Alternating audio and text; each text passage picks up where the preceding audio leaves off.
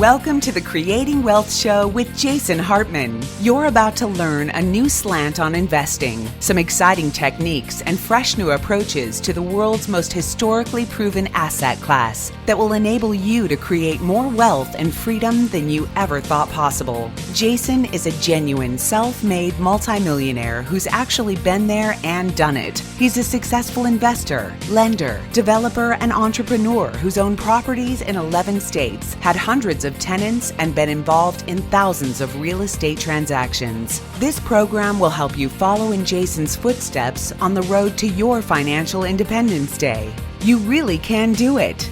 And now, here's your host, Jason Hartman, with the complete solution for real estate investors. Welcome to episode 1642, and there is, as always, a lot going on in the world, not the least of which is GameStop and Reddit and hedge fund billionaires who have rigged the economy. As I always say, Wall Street is the modern version of organized crime. The riggers get upset when they get rigged back. So I've got my buddy Mitch Russo, author of two great books, here just for a quick few minutes with me today. He is about to attend a mastermind meeting that I am actually speaking at in about an hour and a half. So he's in a hotel room, but was nice enough to join us quickly because he is very passionate about what is going on with the rigged economy, with the rigged financial system, with GameStop and Reddit and AMC and the whole thing. You've probably heard about it in the news by now.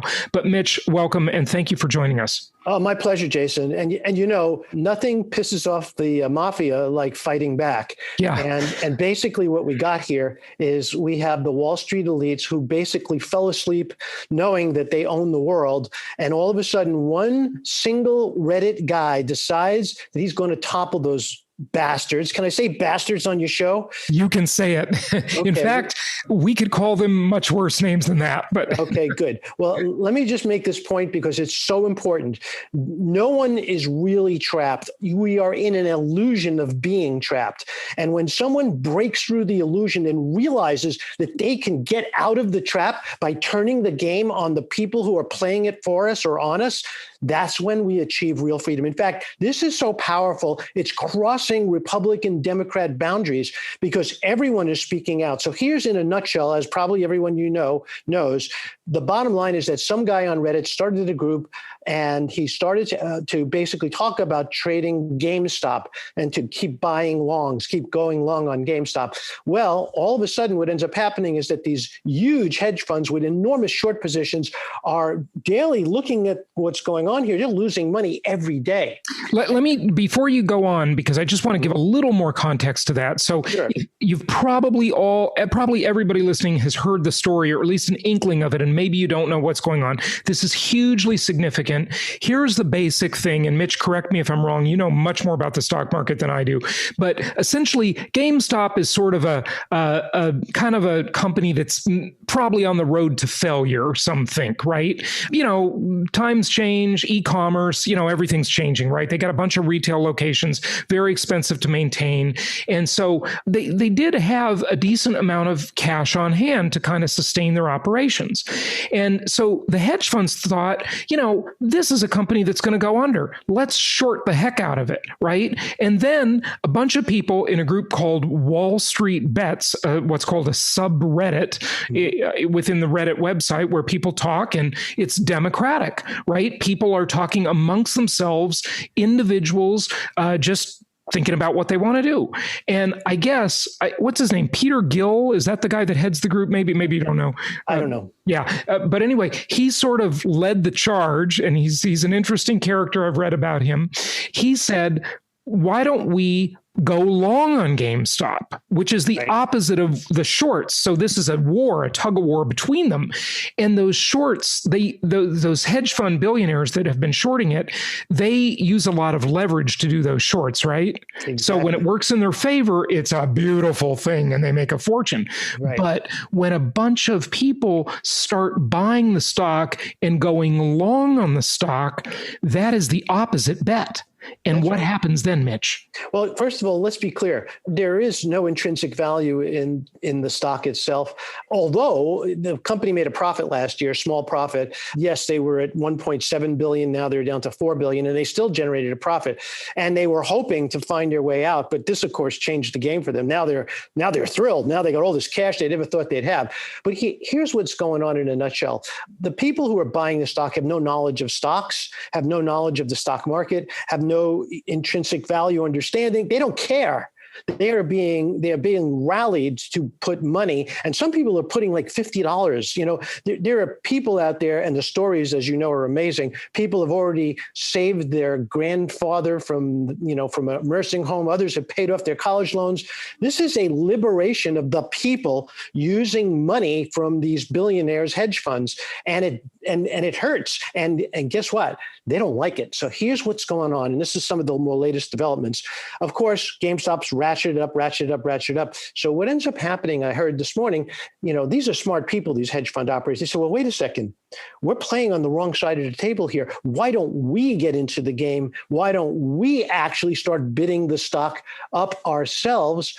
And then once we bid it up, then we crash it and we flush everybody out. Which is basically what Goldman Sachs has been doing for decades. And to all of us. I mean, This is every time you put money into a mutual fund or any form of a major stock index, what's happening is that these companies are basically completely manipulating all of these instruments to their benefit, not to yours. And that's what this whole idea, this movement of return power to the people by this Reddit guy has been all about. And man, by the way, I found his name. It's Keith Gill. He's 34 years old. He lives in Boston, and he's the Redditor, as they say, leading the charge on the Wall Street Bets subreddit. And he's the guy doing it. And the SEC is looking into whether or not he broke any laws, of course. And guess who the SEC will be influenced by? Of course, the hedge funds, right? But it looks like this guy was simply voting with his money. He bought his position, and all he did is advocate his position, which is fine, right? That's right. Except the problem now is that the trading platform, one of them called Robinhood, which is very popular among millennials because it's free to trade. But as you know, you've said this a million times, when anything is free, it's you who's the product. Right.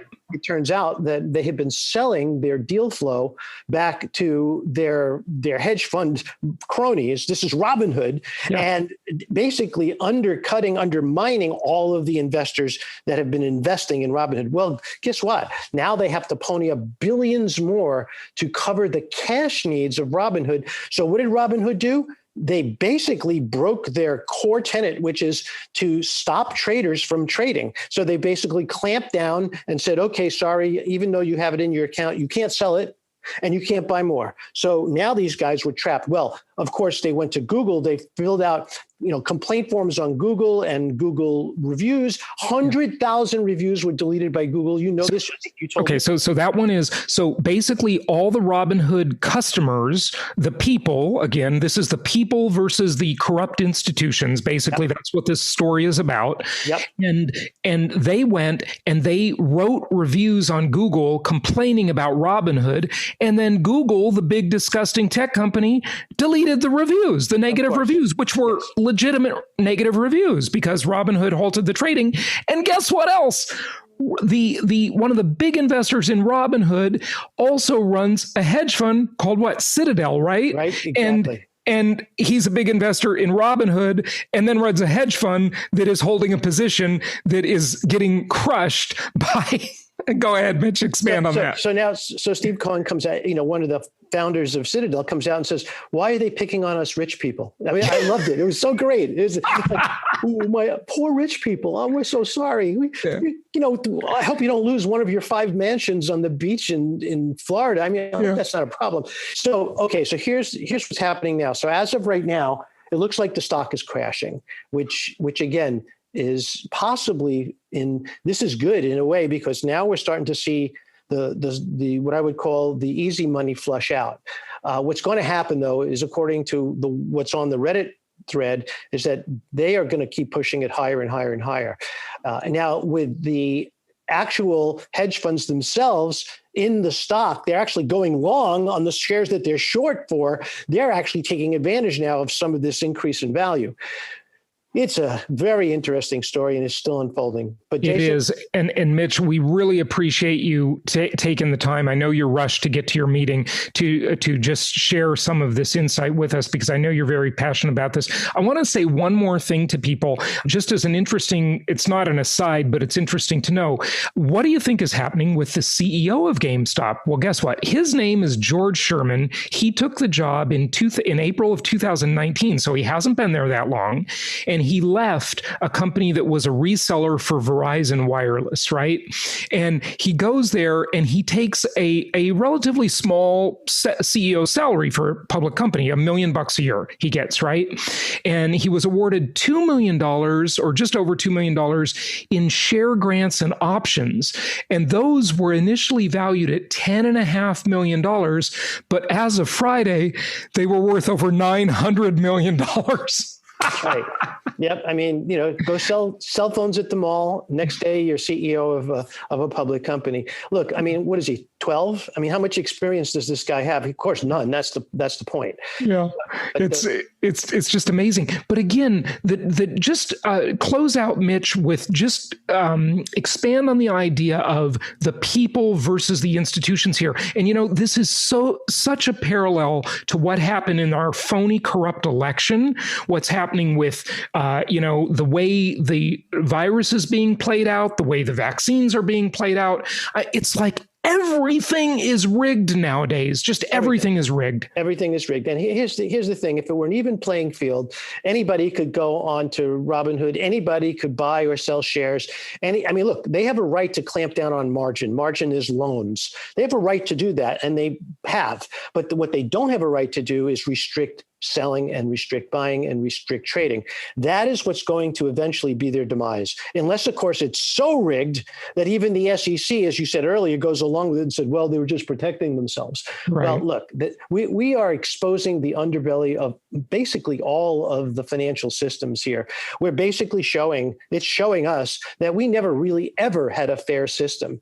And if you're not careful, you can get swallowed up and thrown in the garbage because you're on the wrong side of a trade that really could have been a good trade if they wouldn't have done what they do. Now, just to be clear, this has been going on since the early 1900s. This isn't new, but it's gotten bigger and it's gotten louder and it's gotten more powerful with technology. And now most people didn't realize, now they do. Now they're seeing what's going on. Yeah. And thank you for that. That is so true. One thing we did not say also that I think is super important is that we all know about the big tech censorship that's just absolutely appalling, disgusting, awful, pathetic, that's been going on lately with the election and, the fake fact checkers that don't know anything, and all this kind of stuff. But this also was a victim of that because Reddit, I guess, shut down the Wall Street Bets subreddit for a while, and there are other censorship issues going on. Do you want to comment on that real quick? Well, they shut it down for 30 minutes. Then they brought it back up to their credit, and it's still running right now. And I don't know if you can get in. They may have closed it to new members. But the problem is, of course, is that when the ruling powers control everything, they control the freedom of speech on every level, including, as we've seen, with Parler servers. So now we have Amazon shutting down Parler. We have Apple taking the app out of the store. I mean, when Google, Facebook, all the rest, Twitter. When you have a monopoly like this, that basically no one has power but the owners of those companies that are being basically led by the politicians, then you really lose all freedom. And this goes back to my entire conversation about how the Constitution was originally created to protect us, to protect the citizens from the government. And guess what? Ain't happening. Yeah. Mitch, thank you so much. You want to give out your website? You've got 2 great books. You teach business, and you had a company with Tony Robbins and Chet Holmes years ago, and have just a wealth of experience in the software field and so forth. Do you want to share a website? Sure. Go to mitchrusso.com to learn more about me. Excellent. Mitch Russo, thanks for joining us. So we are going to get to Saifadean Ammous, and he is the author of The Bitcoin Standard, a fantastic book. This is a long interview, so he'll be back with us on Wednesday. But I've got my friend Ashley here, and she is a connoisseur of fine art and culture, and she's an opera singer, so that's good. But here's what we wanted to say. Yesterday, we went to the Norton Museum in Palm Beach, and before that, we had listened to an audio clip from the Bitcoin Standard, and we will have the author here with us in just a few minutes. And I thought you should hear some of this and hear about what we saw yesterday and this amazing connection that the author makes between sound money and culture and innovation and art, and why great art doesn't really happen very often nowadays in an era of unsound money. Do you want to first talk about Banksy and that auction? Well, there was, in 2018, there was a painting by Banksy, and he built into the frame of this painting a shredder. A paper shredder. Yeah. And so as soon as it was sold at this auction for 1.4 million, the painting shredded itself. And now, consequently, it's more valuable. Yeah. And this actually was a pretty good gimmick, I thought, but here's one for you that you probably heard about in the news: the banana with duct tape on a piece of canvas for $120,000. I mean, this is so what makes that art? Who decided that this is art? And I don't get it. So does that make me any less? Yeah, I'm just going to say I don't get it. So Saifedean, who you're going to hear from in just a moment, basically says, well, he makes this connection between fiat money and culture and innovation. He talks about inventions and how during sound money eras, we had incredible inventions. We think we have that today, but we never know what. We never know, and we'll never have the answer of compared to what.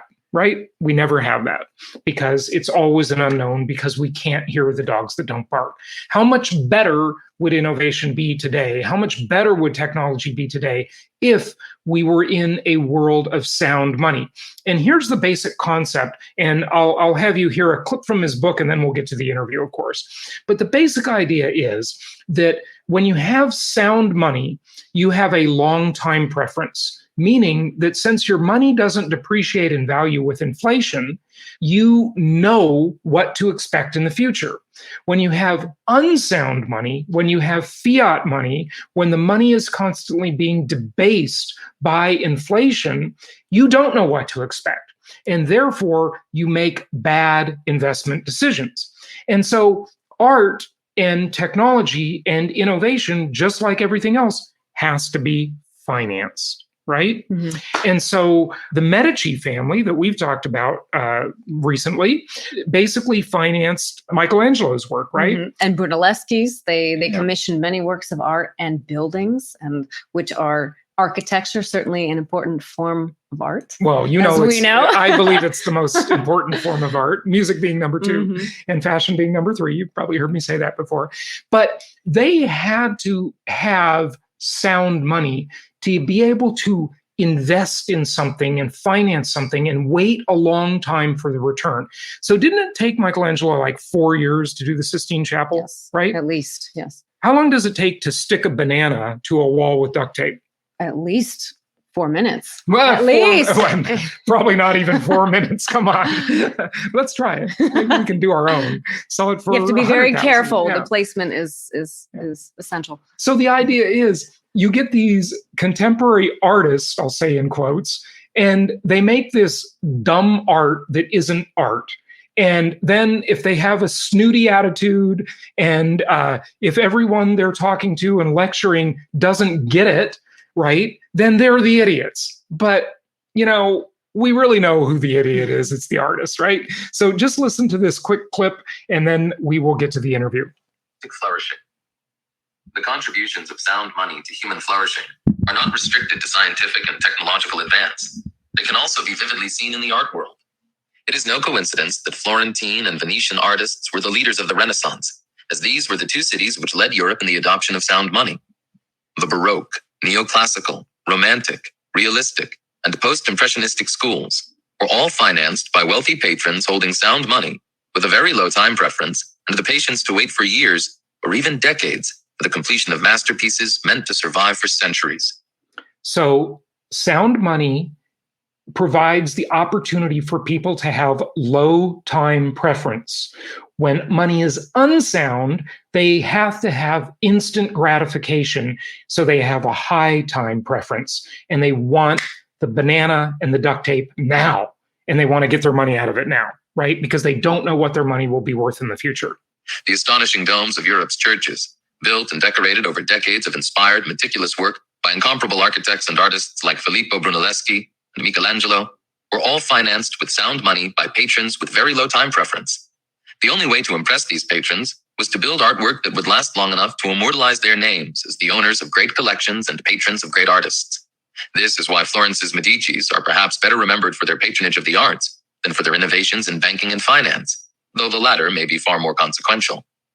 Similarly, the musical works of Bach, Mozart, Beethoven, and the composers of the Renaissance, classical, and Romantic eras put to shame today's animalistic noises recorded in batches of a few minutes, churned out by the ton, by studios profiting from selling to man the titillation of his basest instincts.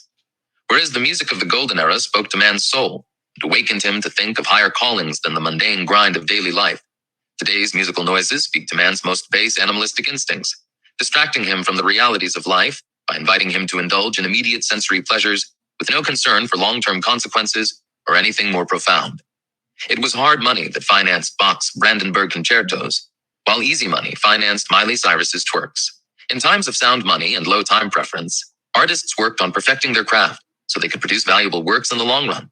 They spent years learning the intricate details and techniques of their work, perfecting it, and excelling in developing it beyond the capabilities of others to the astonishment of their patrons and the general public. Nobody stood a chance of being called an artist without years of hard work on developing their craft. Artists did not condescendingly lecture the public on what art is and why their lazy productions that took a day to make are profound. Bach never claimed to be a genius or spoke at length about how his music was better than that of others. He instead spent his life perfecting his craft. Michelangelo spent 4 years hanging from the ceiling of the Sistine Chapel, working for most of the day with little food in order to paint his masterpiece. He even wrote a poem to describe the ordeal. I've grown a goiter by dwelling in this den, as cats from stagnant streams in Lombardy, or in what other land they hap to be, which drives the belly close beneath the chin. My beard turns up to heaven, my nape falls in. Fixed on my spine, my breastbone visibly grows like a harp, a rich embroidery. Bedews my face from brush-drops thick and thin. My loins into my paunch like levers grind. My buttock like a crupper bears my weight. My feet unguided wander to and fro. In front my skin grows loose and long. Behind, by bending it, becomes more taut and straight. Crosswise I strain me like a Syrian bow. Whence false and quaint, I know, must be the fruit of squinting brain and eye. For ill can aim the gun that bends or eye. Come then, Giovanni, try to succor my dead pictures and my fame, since foul I fare, and painting is my shame. Only with such meticulous and dedicated effort, over many decades, did these geniuses succeed in producing these masterpieces, immortalizing their names as the masters of their craft. In the era of unsound money, no artist has the low time preference to work as hard or as long as Michelangelo or Bach to learn their craft properly, or spend any significant amount of time perfecting it. A stroll through a modern art gallery shows artistic works whose production requires no more effort or talent. We got to have you hear this part. But so you understand the sacrifices that were made for art in the past, right? And these great artists didn't have to explain that their art was great. It spoke for itself. Whereas nowadays, and there are good artists nowadays, certainly, right? Yeah, absolutely. But a lot of it is just pure junk. It's the banana and the duct tape. But you're told it's a great work of art. Yes, because, and if we don't get it and we don't see the brilliance of the banana with the duct tape, we're the idiots, right? We're told we have to be the idiots. Yeah. But of course, that's not true. And I want you to think about this with the era we just experienced of the censorship of the election, or when something is posted on social media and you get some fact checker warning. We're being told we're wrong, but that's very debatable if you ask me. Don't you think? I agree. And can be mustered by a bored 6-year-old.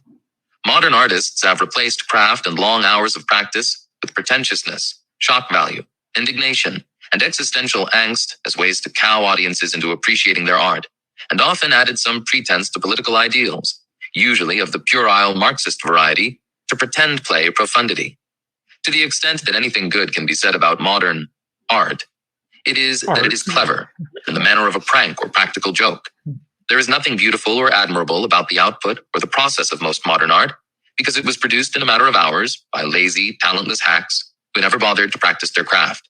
Only cheap pretentiousness, obscenity, and shock value attract attention to the naked emperor of modern art, and only long, pretentious diatribes shaming others for not understanding the work give it value. As government money has replaced sound money, patrons with low time preference and refined tastes have been replaced by government bureaucrats with political agendas as crude as their artistic taste. Naturally then, neither beauty nor longevity matters anymore. Replaced with political prattling and the ability to impress bureaucrats who control the major funding sources to the large galleries and museums, which have become a government-protected monopoly on artistic taste and standards for artistic education. Free competition between... So think of the National Endowment for the Arts and all the controversy that has happened over the National Endowment for the Arts, and the accusations that they're promoting pornography and all kinds of tasteless junk, right? And it's just, this is pretty interesting. I guess we'll sum it up to say it's all about time preference. And the author goes into innovation and talks about some really interesting things about progress and human achievement, not just artistically like we're talking about now, but overall in every area of life, and how this just impacts us in so many ways.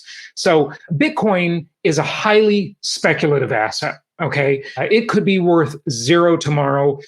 Who knows? Some of the promoters say it could be worth an absolute fortune. Nobody really knows yet because it's only about just over 11 years old now. So we don't know. But the concept, regardless of Bitcoin itself, is fascinating. The idea of time preference. And remember, I've said to you a lot over the years about the basic two decisions every human faces all day long, all the time. And that decision is, have it now, have the easy, quick thing, or delay gratification for some bigger thing in the future. Those are basically the two big decisions we're always evaluating throughout our day. Do I eat this piece of cheesecake or do I go to the gym? Right? That's a decision, right? Or, do I have the chocolate bar or take a walk and have some vegetables or an avocado or something, right? These are always the decisions between the long term and the short term. And that a lot of this plays into our mentality, and we don't even realize it because of this time preference created by fiat money, when in the old days, we used to have sound money that would allow us to have a long time preference. Just imagine this. Imagine you could take a $100 bill and you could stick it in an envelope, hide it in your house, and in 10 years or 20 years or 30 years, it would still have the same value versus that value. And for example, in the 30 years, in that inflation-induced debt destruction example that I give, in 30 years, that 1972 $100 was only worth $24 at the end. So you have to have a high time preference in an era with unsound money. When the money is sound, you can delay gratification more effectively and make better art, better innovation, better technology, better decisions that aren't full of malinvestment. So that's the concept. And let's go to the interview unless you have a closing thought. You're going to want to eat that banana right now. I think the banana's probably spoiled. Yeah. And watch out for a paper shredder embedded in any of your picture frames of your modern art, right? Certainly. Yeah. All right. Here is the interview with Saifadean Ammous, author of the Bitcoin Standard. It is my pleasure to welcome Saifadean Ammous. He is the author of a fantastic book that I just finished and really, really enjoyed. It was one of the best economic books I have read, and it is entitled The Bitcoin Standard. And he's got a new book coming out with a fascinating thesis as well about fiat money and really what it does to our culture and to our thinking, and how it maybe impacts morality. I'll let him tell you about it, but it's a fascinating thesis. So Saif, welcome. How are you?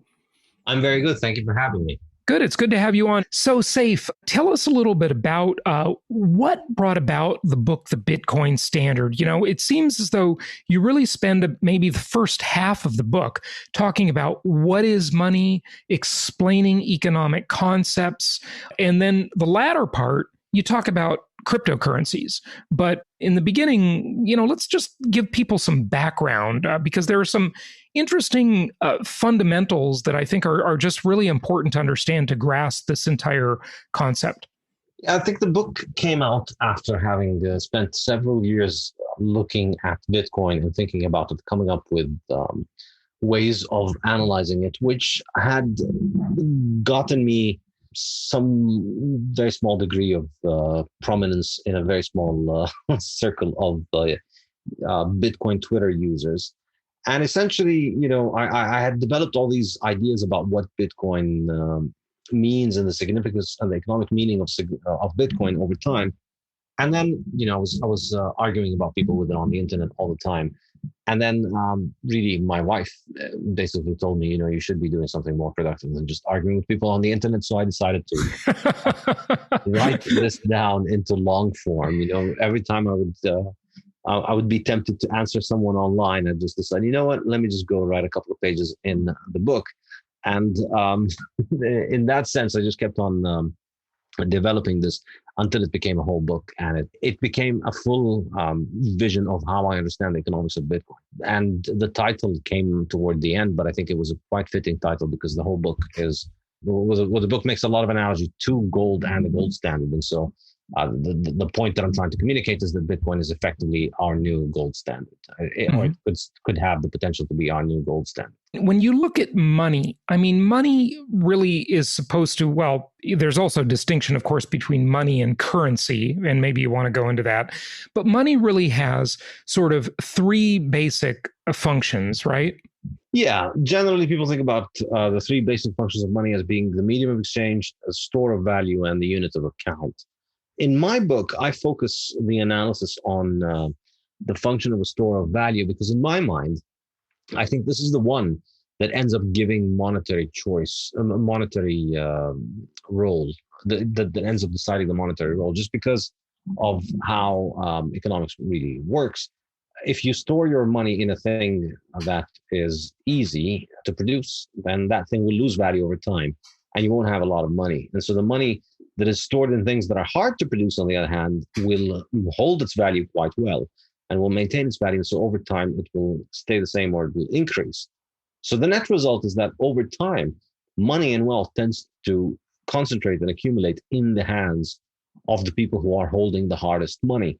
And eventually everybody else learns that lesson. And so you end up with the hardest money dominating. And that's generally been the history of money. So, of course, paper, fiat money, dollar bills, euros, whatever, in paper form especially, are very easy to produce. It's simply running the printing press. And gold is hard to produce, right? It's hard to get gold out of the ground. It's very costly to do it. It's rare. And then, of course, Bitcoin is mathematically rare, right? Absolutely. Yeah. I think the most interesting monetary property of Bitcoin that I discuss in my book is that it is the first thing that we've ever invented that's a liquid asset, but also strictly scarce. There's no way of making more of it. There's no way of making more Bitcoin than what the Bitcoin code stipulates. And that's why over the last 12 years, Bitcoin has grown exactly according to the schedule of the supply as it was laid out before. There's not been any single person anywhere who's managed to find a way of making more Bitcoin than what the schedule has. And I think that's absolutely unique because it's the one supply, it's the one good whose supply is completely irresponsive to demand. You know, no matter what happens with demand, the supply of Bitcoin will not respond. It'll just always produce the pre-programmed amount that it needs to be producing. Our client, Keith Gibson, referred you to the program, and I'm very thankful to him for asking you to come on the show. And he had a question. He said, could you explain how Bitcoin acts as a base layer money similar to the central bank settlement layer, and how that ties into the criticisms of Bitcoin's low transaction per second compared to, say, MasterCard or Visa? So, or PayPal. So you talk in the book, and I remember this, about how Bitcoin is actually inefficient. People like to talk about how the blockchain is efficient, but it's really not very efficient, right? But it's that's one of the things that makes it very secure, I think. Maybe I'm not saying it's that reliable, correctly. Not efficient. Yeah, good. Tell us more about that and this base layer question that Keith has. Yeah, I think before my book was published, there was the predominant view on Bitcoin was that Bitcoin was some kind of new PayPal, new Visa, new MasterCard, new Western Union. It was going to disrupt banks. It was an alternative to banks. You can be your own bank. You can have your bank in your own pocket. And this was, this was generally how people viewed Bitcoin. And based on this, people thought that, the main criticism of Bitcoin and the main limitation of Bitcoin was that, well, Bitcoin can only do so many transactions, but, Visa does 5,000 times as many transactions as Bitcoin's maximum capacity. So Bitcoin has no chance of competing with Visa. And my book made the case that Bitcoin does not compete with Visa. Bitcoin and Visa are like petrol and cars. They're not competitive in their goods. They need each other to function. You can't have cars without petrol. And so my point is that Bitcoin is not a payment network. It's not comparable to PayPal or Visa. Bitcoin is more comparable to central bank settlement layers. Bitcoin is more similar to the national central banks and the national currencies that Visa, MasterCard, PayPal use to settle their transactions with others, with other financial institutions or with their clients. So would those be the SDRs, the special drawing rights? Well, mainly it's national currencies is what Bitcoin replaces. So the subtitle of my book is that the Bitcoin standard is the decentralized alternative to central banking. And that's the point is that it is, Bitcoin does not compete with banks and it does not compete with payment processors. Bitcoin will need banks and payment processors built on top of it. Bitcoin competes with the settlement layer behind banks and payment processors.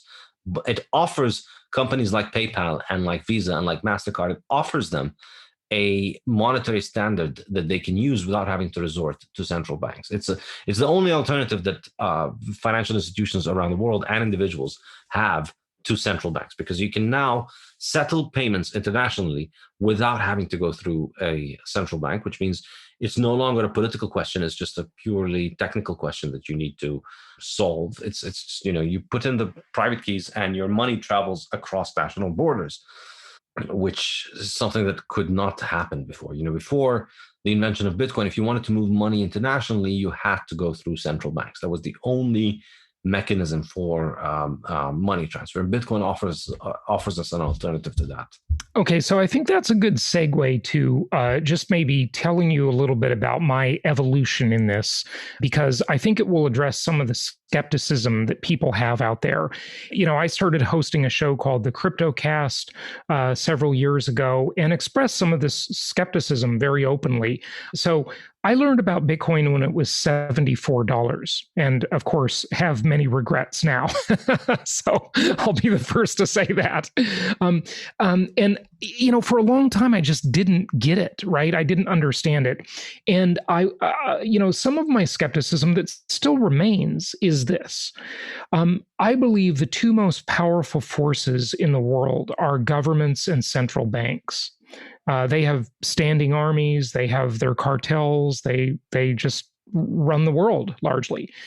And, their product is currency. That is their widget, right? Just like if, I'm in business and I have a product I sell and, someone else is in business, they have a widget they sell. And they don't like competition, right? So why would they let this exists. And I know you may well say there's an argument that they can't do anything about it. Okay, great. And I've always said, Saif, I'd love to be wrong about this because my libertarian side says I would not love nothing more than to see a decentralized currency controlled by the people, not the central banks and governments, flourish.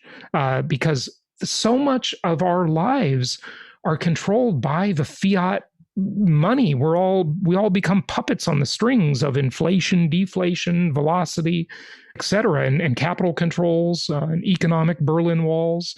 So I don't like any of that. But that's kind of my evolution. Now, when I bought into the market when it was about $800. And then I bought a lot more when I saw Michael Saylor and Mass Mutual getting into it and putting hundreds of millions of dollars. And I thought the institutions get into it. The big governments and central banks probably aren't going to screw over the institutions, but they'll screw over the little people, right? That was kind of my thinking. So there's a lot for you to chew on there. But what do you think? I mean, I think that was also my initial impression about Bitcoin. And the reason I was late to Bitcoin is that I spent a lot of years just thinking, I don't want to be holding it when they crack down on it and start throwing people in jail for it. Yeah, maybe they make it illegal, right? Yeah, make it illegal, or it's not something you want to do. A lot of people have gone into jail for doing things that threaten banking monopolies. So it's no joke. You would think that this would be far more seriously persecuted. But by 2013, it became clear that there was something a little bit different about this. They're just not going to go after it very directly. And I think, in my mind, the turning point was when the Silk Road website was shut down and its owner was arrested, or its alleged operator was arrested in early 2013. In my mind, this was going to be the end of Bitcoin. And in my mind, this was the scenario that I had for why Bitcoin would end. They would find the website like that and they shut it down and then say, well, this was enabled by Bitcoin. And so if you hold Bitcoin, you are a criminal. And, then everybody's going to dump their Bitcoin and the price of Bitcoin is going to crash. And that will probably be end of the experiment because it won't be able to recover because, the damage. It'll have this bad perception that it's used by criminals and terrorists, which interestingly, and you aptly point this out in the book, that it's actually a terrible thing for criminals and terrorists because it is not private, contrary to popular belief. It is traceable on the blockchain, right? So, yes. We should dispel that myth that some still believe, but go ahead. Yeah. It's quite easy to make mistakes that make you easily trackable. It's not very easy to not be tracked. It's not easy to be anonymous on Bitcoin. Bitcoin's not an anonymous network. It's a pseudonymous network. And it's always possible that somebody could, not always possible, but I mean, it is possible that your identity could be identified. So I think what was interesting was that after that website was closed down, number one, Bitcoin did not crash. In fact, Bitcoin recovered and rallied from that. From after that, over the next 6 or 7 months, it went up tenfold in price after what should have killed it, in my estimation at that time. And the other thing, which I found extremely interesting, was that there was no direct persecution of Bitcoin. In fact, in 2013 is when Bitcoin started going mainstream, and U.S. companies started offering it as a service. And it became legal, it didn't become legal, it was never illegal, but it became increasingly mainstream. I mean, obviously nowhere near as mainstream as it is right now, but up until 2012, you could have been forgiven for thinking that Bitcoin was mainly for people to buy drugs online, because that was the thing that most people had heard about when it comes to Bitcoin. But by 2013, that had begun to shift a little bit. And then obviously it has shifted much more. But what I think is interesting is that in 2013 and 14 is when this idea started to occur to me that, maybe they're not going to ban it just because this is just a far more advanced form of technology than what we have. And, I'm sure some individual governments will ban it, but I started thinking of it as Bitcoin is like gunpowder. And, when gunpowder came out, gunpowder was massively disruptive to the existing armies. If you had an army that did not have gunpowder, and then another army had gunpowder, well, your army is basically no more because the other army can just take them all out from long range before your army could even take out a single sword. So, when gunpowder came about, governments didn't ban it. Governments sought to get it. And I see something similar developing with Bitcoin in that once people begin to understand the value proposition of Bitcoin, rather than want to attack it, they start wanting to acquire it. And so one interesting, I think, turning point is that the prosecutor in the Silk Road case, or the investigator in the Silk Road case, they could have taken the path of recommending that, we go after Bitcoin itself. Instead, they ended up becoming Bitcoiners themselves. And they even work in the Bitcoin space right now. And we see this over and over and over again. Once you get a taste of Bitcoin's incredible potential, it's almost like Bitcoin co-opts you to its purposes. Suddenly you have just been bitten by the bug, and now you're just like all the other Bitcoin victims. You're just thinking about it and thinking about how to serve Bitcoin and how to further Bitcoin, because that's it. You've been bitten. This will be continued on the next episode. Thank you for listening, and happy investing.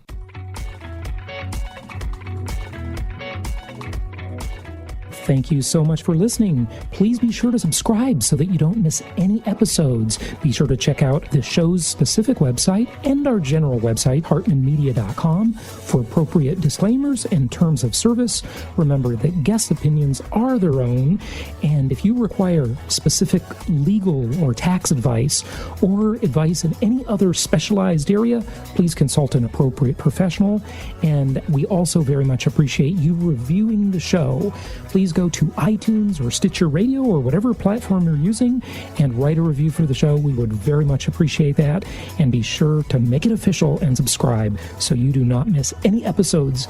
We look forward to seeing you on the next episode.